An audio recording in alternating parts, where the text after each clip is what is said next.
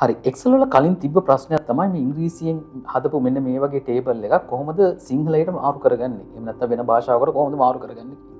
හැබැයි දැන් මේක මහා ලොකු ප්‍රශ්නයක් නෙවෙයි අපිට හරි ලේසියෙන් ෆන්ක්ෂන් එකක් හැටියට තියෙන මේ ට්‍රාන්ස්ලේට් කියන ෆන්ක්ෂන් එක පාවිච්චි කරලා ওই වැඩේ කරන්න පුළුවන්. මම ට්‍රාන්ස්ලේට් කියලා ටයිප් කරන්න මෙන්න මේ සෙල් එක ඉන්ට්‍රොඩියුස් කරන්න කමා එකක් දාලා දැන්ට තියෙන ලැන්ග්වේජ් EN ඉංග්‍රීසි කියලා මම කියන්නම්. ඒත් එක්ක මට මාරු වෙන්න ඕන ලැන්ග්වේජ් එක SI කියලා කියන්නේ මට සිංහලට මාරු වෙන්න ඕනේ. ඒතර මම SI කියලා ටයිප් කරා නම් කරලා වරහන වහලෙන්ට කරා නම් මේ මෙතන තියෙන නම මෙන්න මෙතෙන් දෙනවා සිංහල විදිහට. ඒ කියන්නේ අතන මෙතන item name කියලා තිබ්බ එක මෙතන item නම හැටියට ආවා. ඒක මම මෙහෙන් drag කරා නම් මෙතන තියෙන amount කියන එක මෙතන මුදල් කියලා ආවා. ඒත් එක්ක මම මේක පහළට ඇද්දා නම් මට මේ item වල නම් ටික මෙතනින් සිංහලෙන් මේ විදිහටම එනවා.